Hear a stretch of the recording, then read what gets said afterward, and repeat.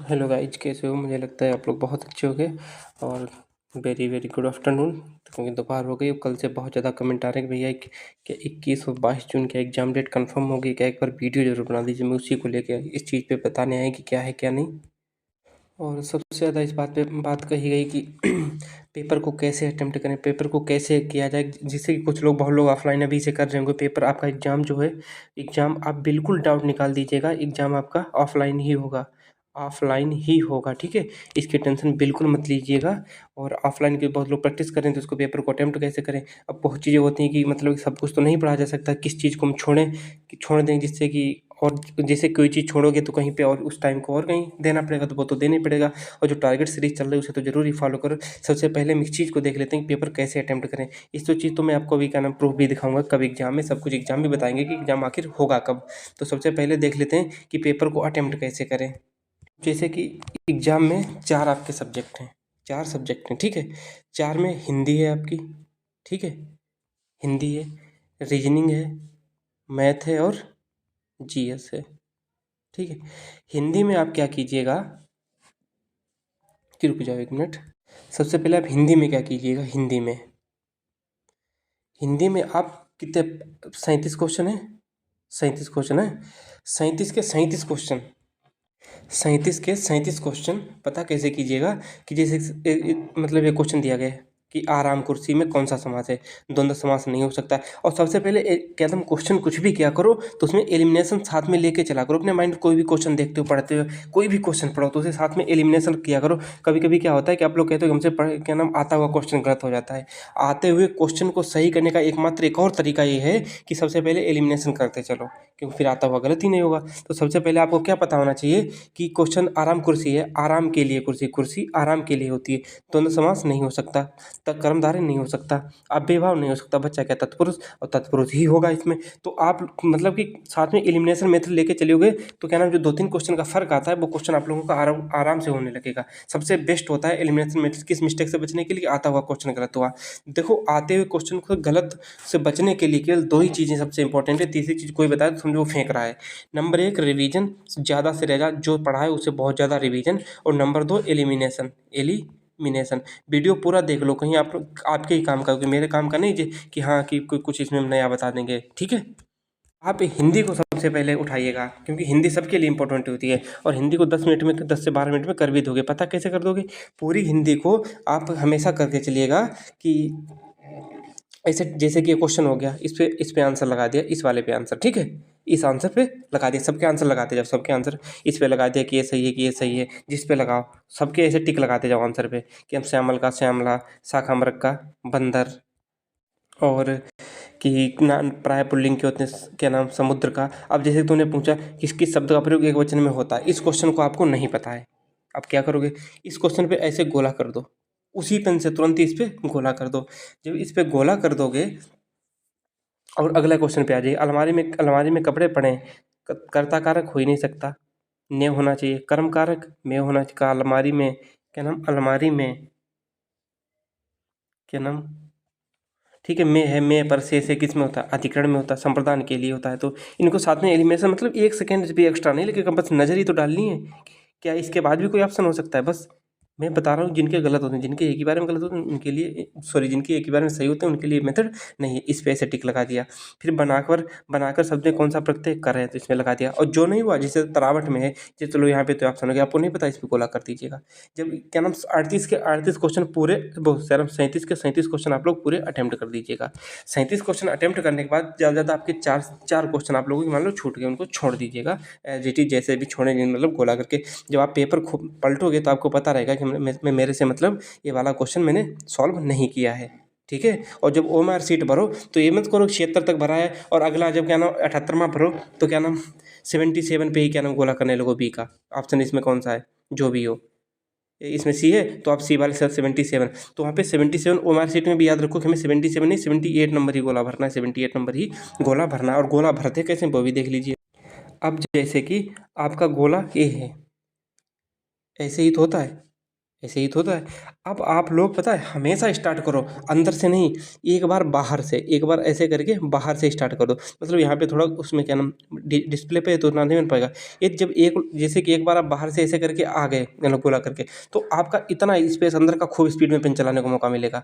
और जब आप लोग अंदर से ऐसे करोगे, ऐसे करके ऐसे करते जाओगे, तो लास्ट में पता नहीं कितनी बार धीरे धीरे घूमना पड़ेगा, क्योंकि एक एक सेकेंड आपके लिए भारी होता है। तो उस क्या नाम उस चीज़ से बचने के लिए हमेशा आप लोग गोला आपको क्या हम जब भी कोई गोला हो तो उसको हमेशा बाहर से भरिएगा।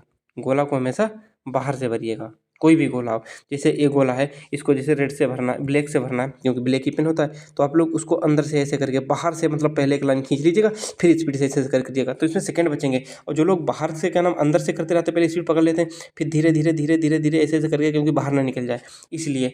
और ज़्यादा उस पर टाइम भी मत खर्च कीजिएगा, क्योंकि जो स्कैनर मशीन होती है वो क्या नाम थोड़े में ही पकड़ लेती है, ज़्यादा टाइम नहीं लगाती। जैसे कि आपका इतना भरा है, 90% तक आपका फिल हो गया, तो आपकी मशीन वो जो स्कैनर होती है, जो एमआर सीट क्या नाम चेक करती है, वो मशीन उतने में आप लोगों को गोला पकड़ लेती। तो ये चीज़ हमेशा याद रखना और बताने कि हाँ ये चीज़ सही है नहीं। अब हिंदी में 37 के 37 क्वेश्चन आप लोग ऐसे अटेम्प्ट कर लोगे, 37 के 37 क्वेश्चन, और जो 4 छोटे हैं उन पे गोला करके ऐसे छोड़ दोगे। बाकी सबको 37 के 37 अटेम्प्ट करने के बाद फिर आपको क्या नाम सबके गोला भरने हैं ऐसे करके। स्टार्टिंग साथ में गोला मत भरना, ठीक है। मुझे लगता है आप हिंदी का समझ गए होंगे बेहतर तरीके से।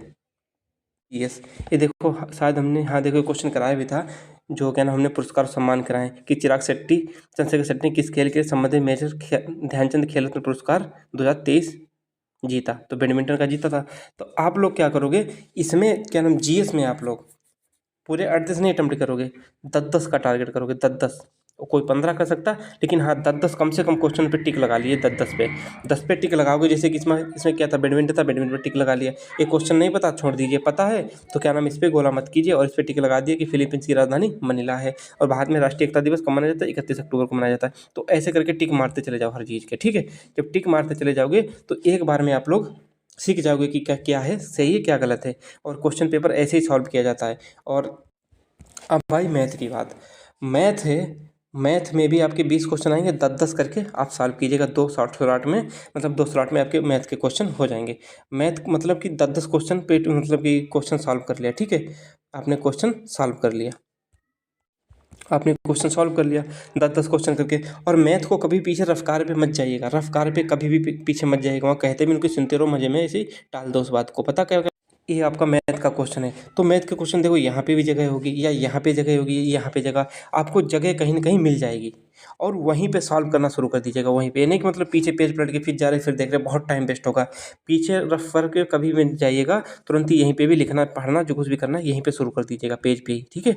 और उसको क्या नाम करते जाओ, उस पर टिक लगाते जाओ। इस पे जैसे क्वेश्चन इसका सही है क्या नाम बैडमिंटन, उस पर टिक लगा लो 10-10 क्वेश्चन का, और फिर अपने गोले भर लो 10 क्वेश्चन के, फिर 10 करो फिर 10 कर लो। और यही हाल मैथ की तरह सेम टू सेम रीजनिंग में करना, सेम टू सेम रीजनिंग में करना। 10-10 क्वेश्चन करके उनको करते जाओ और उनके गोला भरते जाओ 10-10 क्वेश्चन के रीजनिंग में। और गोला भरने का तरीका भी बता दिया। अब हम बताते हैं कि आपकी प्रायोरिटी क्या होनी चाहिए। आपकी प्रायोरिटी होनी चाहिए सबसे पहले हिंदी, सबसे पहले हिंदी, पूरे एक ही बार में 37 क्वेश्चन आपको अटेम्प्ट कर लेने हैं। उसके बाद बची, उसके बाद जीएस। हो सकता है आपका जीएस में माइंड खराब हो जाए, क्योंकि हिंदी सबसे अच्छी, तो जीएस ना छूइएगा तो मैथ कर लीजिएगा। लेकिन मैं जैसे करता हूँ, क्योंकि हमें चलो जीएस में 20 क्वेश्चन आते तो हम 20 ही करके निकल जाएंगे, लेकिन कम से कम ये तो हेडेक हो जाएगी कि हमने 75 क्वेश्चन सॉल्व कर लिए, क्योंकि दिमाग को जितना चूतिया बना लोगे उतना ही अच्छा है। जीएस 10-10 करके सारे क्वेश्चन 10-10 करके अटेम्प्ट करके करो, मैथ में भी 10-10 अटेम्प्ट करके करो, और क्या नाम रीजनिंग में भी 10-10 करके करो, 10-10 मतलब 10-10 क्वेश्चन करके इनको करते रहो, उनके गोले भरते रहो। तो ऐसे करके पूरी हिंदी और रीजनिंग आप लोगों को करनी चाहिए, ठीक है। हिंदी, जीएस, मैथ और रीजनिंग ये सब आप लोगों के लिए यही तरीका सबसे बेस्ट है। और इससे बाहर कोई कुछ भी बताए तो मत मानिएगा, कभी मत किसी की बात मत मानिएगा, जो मैंने बता दिया और क्या नाम अटल सत्य है, बस ये ना मानना तो आपकी मर्जी। मैंने मुझे लगता है कि पेपर सॉल्व करने में या क्या नाम जो क्या नाम टिक लगाने में जो कुछ किया उसमें कोई कमी नहीं छोड़ी। मैं सबसे पहले फर्स्ट प्रायोरिटी मैं अपने तरीके जो मैं करता हूँ, सबसे पहले पेपर सॉल्व करता हूँ हिंदी का, नंबर 2 पे जीएस, नंबर 3 पे मैथ और नंबर 4 पे रीजनिंग, ऐसे ही करता हूँ। और इनमें कभी कभी क्या होता है कि मैं इंटरचेंज कर लेता हूँ, किनमें, इन दोनों में। तो कभी रीजनिंग पहले तो कभी मैथ पहले, लेकिन जो क्वेश्चन छूटता है उस पर गोला करके छोड़ दो। अब जैसे कहे तो इसमें ऑनलाइन में क्या करें, ऑनलाइन में कुछ मत करो, ऑनलाइन में कुछ मत करो, जैसे भी है ऑनलाइन तो मतलब एक क्वेश्चन है इसको करते जाओ, जो नहीं आया तो उसको छोड़ दीजिएगा, क्या नाम 7 नेक्स्ट के मार्क कर दीजिएगा, आगे चले जाइएगा। लेकिन ऑफलाइन में तो आपके हर चांस रहते हैं, जैसे भी चाहो वैसे कर सकते हो। अब हम चलते हैं नेक्स्ट टॉपिक पे। परेशान मत होइएगा कि अभी हम इस पे भी आएंगे कि पेपर 21 जून को डेट कैसी क्या है, क्योंकि सबसे पहले यही ज़्यादा बहुत दिन से क्वेश्चन आ रहा था, पेपर को अटेम्प्ट कैसे करें, तो अटेम्प्ट करें। अब क्या छोड़ें, समय बहुत, कि क्या पढ़ें क्या छोड़ें, समय बहुत कम है। समय कम नहीं, 3 मंथ हैं आपके पास पूरे अभी, और क्या छोड़ें क्या नहीं छोड़ें वो भी देख लीजिएगा। मुझे लगता है कि जीएस में ही छोड़ने लायक चीज़ें होती हैं, और कोई सब्जेक्ट में कुछ छोड़ने लायक होता ही नहीं है। होता है नहीं होता है।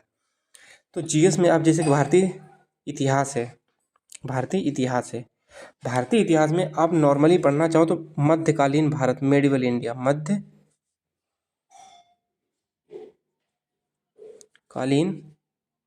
भारत, मेडिवल इंडिया आप कंप्लीटली छोड़ सकते हो, पूरा पूरा क्या नाम मेडिवल इंडिया, इसको आप हाथ में मत लगाइएगा। इससे क्वेश्चन बहुत कम आते हैं, 1% चांस होता है।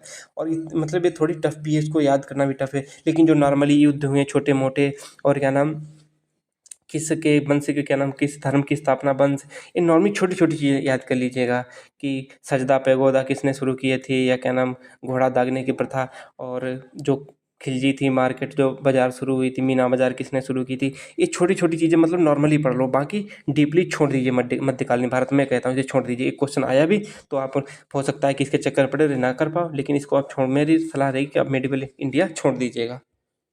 और बाकी सब्जेक्ट आपको कुछ भी नहीं छोड़ना है, कुछ भी मैं सलाह दूंगा, क्योंकि नीचे तो एक एक क्या 10-10 20 मिनट के टॉपिक हैं, इनको छोड़ने का कोई मतलब ही नहीं। हाँ, करंट अफेयर आपको इतना भी डीपली नहीं पढ़ना है कि करंट ही पढ़ते रहो। आप कल्याणी मैम को फॉलो कर लीजिएगा, बस 15 मिनट का वीडियो होता है, 15 से 20 मिनट का। आया तो ठीक है, ना आया तो ठीक है, क्योंकि बाकी तो आप टॉपिक कर ही लोगे, क्योंकि सबके इतना कल्याणी मैम करा ही दे रही हैं, और क्वेश्चन भी उनसे फंस जाने। यूपीपी का एग्जाम है, कोई बहुत बड़ा एग्जाम नहीं है, इनसे क्वेश्चन उनसे फंसेंगे। इस बार भी आए थे, जितने भी करंट के क्वेश्चन थे सब उन्हीं के पढ़ाए हुए आए थे, कल्याणी मैम के। बताओ स्क्रीनशॉट दिखा दें, सारे जितने चारों सेट में थे सारे क्वेश्चन उनके क्लास से आए थे। 15 मिनट की वीडियो, बस आप उसको रिवीजन में मोस्ट इंपॉर्टेंट चीज़ होती है किसी भी एग्जाम के लिए। बाकी आप सामान्य ज्ञान विज्ञान में आप क्या छोड़ सकते हो, क्या छोड़ोगे, बायो छोड़ दोगे, बायो बायोलॉजी छोड़ दोगे, ठीक है, क्योंकि बहुत ज़्यादा इसे पढ़ा भी नहीं जा सकता। बाकी केमिस्ट्री और फिजिक्स आप थोड़ी थोड़ी देख सकते हो, क्योंकि इसे याद भी जल्दी कर सकते हैं। और बाकी कुछ भी छोड़ने लायक है नहीं, क्योंकि सब कुछ करने लायक है, छोटे छोटे टॉपिक हैं। यूपी का जीएस बहुत छोटा है, बहुत ही छोटा है। इसमें क्या नाम छोटे छोटे क्वेश्चन आते हैं, देखे थे इस बार भी, और हार्ड नहीं आएगा। यदि आप लोग पढ़ के जाओगे तो आराम से कर जाओगे। भारतीय भूगोल यदि आप लोगों को नहीं समझ में आ रहा है तो आप टारगेट विद आलोक से पढ़िएगा, टारगेट विद आलोक। शायद 80 वीडियो होंगे, आराम से एक वीडियो तक डेली किया तो आप लोग आराम से कर जाओगे। बहुत पुरानी क्लासेस हैं, 2017 या 18 में उन्होंने क्या नाम व्हाइट बोर्ड पे पढ़ाई थी। यदि आप लोग कोई लोग पढ़ना चाहते हो भूगोल तो बहुत अच्छे तरीके से, तो क्योंकि उनका थोड़ा डाटा अब चेंज हो गया है, तो आपको वहाँ पे ध्यान से पढ़ना पड़ेगा, और कुछ भी नहीं है, ठीक है। इसी ना हिंदी में कुछ छोड़ने वाला, ना मैथ में कुछ छोड़ने वाला, ना तो रीजनिंग में कुछ छोड़ने वाला है। बाकी इसमें जो छोड़ने वाला था वो मैंने बता दिया है। कोई मतलब मेरी बात को बुरा मत माना करो, पढ़ सको तो पढ़ो, मैं नहीं कह रहा हूँ, लेकिन हाँ, इन टॉपिक पे कमांड करने के बाद इसी को टच करना है, जो टॉपिक मैंने छोड़ने को बताया। यदि और टॉपिक से आपका कमांड नहीं है तो उनको तो हाथ भी मत लगाना, मत लगाओ हाथ। बाकी धीरे धीरे अब देखो, आपके एग्जाम तक सब कुछ करा देंगे। अब हम चलते हैं एग्जाम डेट कब है। ये देखो, सब लोग कहते, मतलब बहुत लोगों ने कहा कि ये जो है, जो क्या नाम, ये जो लेटर है जो वायरल हो रहा है ये फेक है। नंबर 1 ये फेक नहीं है, एकदम रियल है।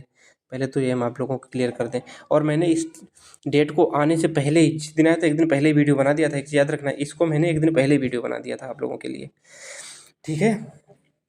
क्या जिला विद्यालय निरीक्षक DIOS होते हैं, और सेवा में समस्त प्रधानाचार्य राजकीय अशासकीय सहायता प्राप्त वित्त विहीन उत्तर माध्यमिक विद्यालय, इंटर कॉलेज, ICSC जो सबसे बढ़िया बोर्ड होता है, ICSC CBSE बोर्ड, जनपद प्रयागराज।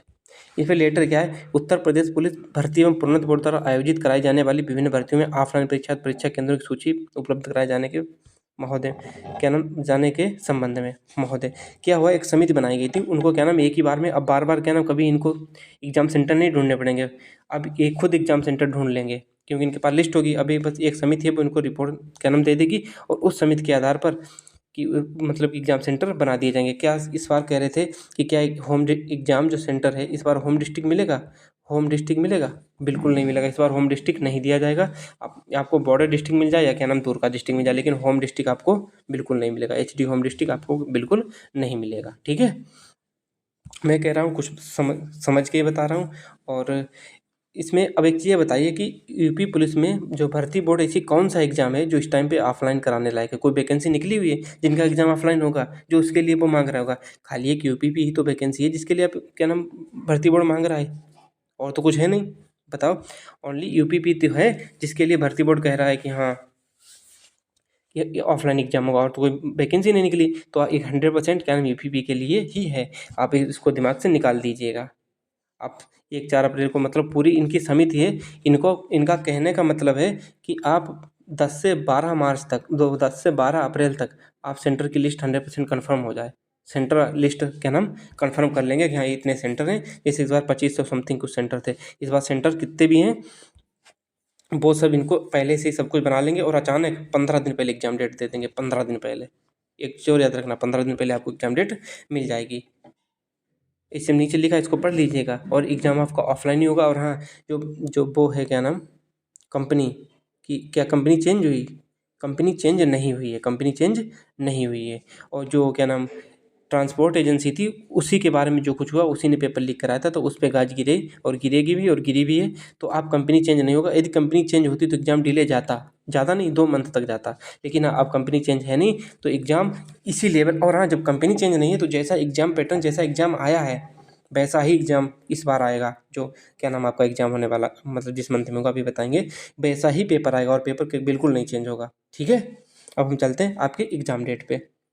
अब हम आपके चलते हैं एग्ज़ाम डेट। क्या 21 और 22 जून को एग्ज़ाम है आपका? चलो देखते हैं। आप इस डेट को मान के चलिएगा, 21 और 22 को, 21 एंड 22 को। लेकिन मैं आपको जहाँ से मैं क्यों रखूँ, एग्ज़ाम आपका 21 और 22 को, 21 एंड 22 को बिल्कुल नहीं है। 21 एंड 22 को बिल्कुल नहीं है आपका एग्ज़ाम। ठीक है, इसकी कोई भी चर्चा नहीं है, न तो एग्ज़ाम 21-22 को कराएंगे। ठीक है, मैं कंप्लीटली इसे डिनाई करता हूँ। लेकिन आप लोग ज़रूर 20 क्या नाम जून तक आपको मैं 100% तैयार कर दूंगा लड़ाई के लिए, चाहे फिर 21 जून को ही क्यों ना एग्जाम हो जाए। लेकिन हाँ, इस एग्ज़ाम आपका 20 और 21 जून को, 21 और 22 जून को बिल्कुल नहीं है। आपका एग्ज़ाम की डेट कब है?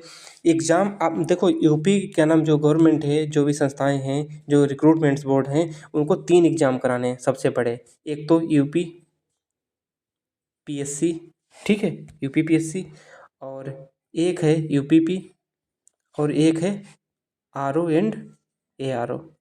ये 3 एग्ज़ाम हैं, और इन तीनों को एक साथ जैसे अभी मैच हुए थे इसी तरह आगे मैच हो सकते हैं। जो आपका यूपी पीसीएस एग्ज़ाम है वो आपका 4 अगस्त को, 4 अगस्त को यूपीपी एग्ज़ाम जो है वो 4 अगस्त को कराने का भर्ती बोर्ड सोच, वो क्या नाम जो यूपी पीएससी इलाहाबाद जो बोर्ड है वो 4 अगस्त को कराने की सोच रहा है। ध्यान से सुनना इस चीज़ को, क्योंकि ये सब चीज़ें एक दूसरे से जुड़ रही हैं। तो 4 अगस्त को यूपी पीसीएस का एग्ज़ाम है, और ये 4 अगस्त को यूपीपी का एग्ज़ाम है, और आरओ का एग्ज़ाम आपका जुलाई में है। आरओ का एग्ज़ाम आपका जुलाई में। और मैंने एक चीज़ और रखी है, इन चीज़ों को समझ गए। आरओ का एग्ज़ाम आपका जुलाई में। अब बचा यूपीपी। तो ये तो आपका 4 अगस्त को बहुत ही हद तक मतलब 99% आपका 4 अगस्त को जाएगा, और ये जुलाई में आपका एग्ज़ाम होगा। और इन दोनों के बीच जैसे 2 संडे जरूरत पड़ेंगे तो इनके बीच 21 दिन का गैप हो जाएगा। 21 दिन का क्या नाम जो आरओ और क्या नाम यूपी पीसीएस का। और एक चीज़ हमेशा एक चीज़ और याद रखो, जो आरओ और पीसीएस का एग्ज़ाम होगा वो यूपीपी से पहले होगा, यूपीपी से पहले होगा। और आपका जो एग्ज़ाम है वो 100% जो अब मैं डेट बताने जा रहा हूँ कि देखो, वो तो भर्ती बोर्ड पे सप्ताह में 2 सप्ताह, मुझे नहीं लगता कि आप लोगों को कि सोचना चाहिए कि एकदम एग्जैक्ट डेट बता दो। 7 दिन का कुछ डिफरेंस होता है, खुद सोचो। 7 दिन का कोई डिफरेंस नहीं होता है।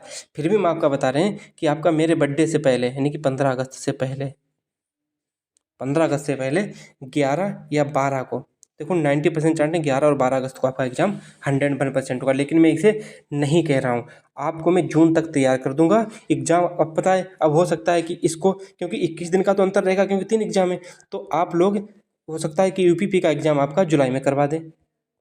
आप लोगों का एग्ज़ाम जुलाई में करवा दें, इसमें क्या नाम जुलाई में। फिर क्या करोगे?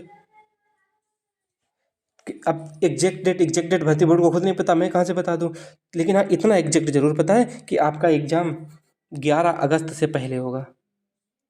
और 11 अगस्त से पहले 10 से 15 दिन कोई एग्ज़ाम को मायने नहीं रखता है, कि मैटर ही नहीं करता है। बस आपको पढ़ाई पूरी करनी चाहिए 20 जून तक। ठीक है, 20 जून तक। और आपकी जो ट्रेनिंग है फरवरी 2025 में आप लोग जाओगे ही। फरवरी 2025 में। तो एग्ज़ाम आपका इस डेट से पहले 11 अगस्त से पहले या 11 अगस्त को ही होगा। अब हो सकता है कि आर को आगे कर दें, यूपीपी का एग्ज़ाम करा दें, तो इस चीज़ में मतलब उन पे डिपेंड करता है। लेकिन हाँ, एग्ज़ाम वो दिमाग से निकाल दो, आपका एग्ज़ाम आपका इसी डेट को होगा और होके रहेगा भी। आप उसकी टेंशन मत लीजिएगा। मुझे नहीं लगता कि अब कोई आपके अंदर डाउट रह गया होगा, और अब कहीं जाइएगा भी मत, पूछिएगा भी मत। और खुद सोचो, क्या आप अभी एग्ज़ाम करा दिया जाए जून में, क्या आप तैयार हो कि आपने पूरा सिलेबस कर लिया है? और हाँ, अपने एक क्या नाम मार्क्स आज अपने कमेंट्स में जो लास्ट तक देखे, जो अभी क्या नाम 17 और 18 फरवरी को एग्ज़ाम हुआ था, रियल वाले मार्क्स। कोई एक दूसरे को जानता नहीं जागता, यहाँ पे इंसल्ट और बेइज्जती भी नहीं होगी। जरूर अपने मार्क्स जरूर लास्ट में लिख के जाए, किसमें कमेंट सेक्शन में कि हमारे इतने मार्क्स थे। और खुद से सोचो कि हम रेडी हैं नहीं, मॉक टेस्ट देते हो उसमें कि आप 230 के करीब जा रहे हो, 220 प्लस जा रहे हो या नहीं जा रहे हो, उस चीज़ के अकॉर्डिंग फिर बताइएगा हमें कि हाँ भैया हम 230 प्लस जा रहे हैं। एग्ज़ाम आपका 11 अगस्त से पहले 100% लो, लिख दिया बस। कोई 100% गारंटी नहीं लेता, मैं गारंटी ले रहा हूँ 11 अगस्त से पहले आपका 100% एग्ज़ाम हो जाएगा। ठीक है, जून में एग्ज़ाम आपका कतई नहीं होगा, और ये 3 एग्ज़ाम है, 3 एग्ज़ाम की वजह से आपको थोड़ा बहुत देखना पड़ सकता है आगे पीछे। अब हम आगे किसमें क्या नाम कि 230 का टारगेट कैसे पूरा करें। आप लोग जो टारगेट सीरीज फॉलो कर लेगा, क्योंकि हम सिलेबस के अकॉर्डिंग कर रहे हैं, तो 250 आराम से पहुंच जाएगा। टारगेट सीरीज जो फॉलो कर लेगा वो 250 आराम से पहुंच जाएगा। बाय बाय, टेक केयर, मिलते हैं नेक्स्ट वीडियो में। लव यू ऑल, और अपना ख्याल रखिएगा, और जो टारगेट दिए जा रहे हैं उनको पूरा करते रहिएगा। और बाकी आपका मेंसुरेशन की क्लास आपको कल मिली जाएगी, और धीरे धीरे आपकी मैथ भी कवर करवा देंगे। जो नहीं पढ़ रहा उनको ना पढ़ने दो। देखो, पढ़ना खुद ही पड़ेगा, प्रैक्टिस खुद ही करनी पड़ेगी। बाकी हम लोग रास्ता दिखा सकते हैं और कुछ नहीं कर सकते हैं। और इतना छोटा करा रहे हैं, क्या नाम जीएस आपकी इतनी अच्छे से करा दी। देखो सब, अब धीरे धीरे मेरे पास टाइम है, तो मैं आपका जून जुलाई तक सारा पूरा जीएस कवर करवा देंगे। पॉलिटी भी शुरू कर देंगे, तो काहे टेंशन ले रहे हो। बस बाय बाय, टेक केयर, मिलते हैं नेक्स्ट वीडियो में। लव यू ऑल, अपना ख्याल रखो।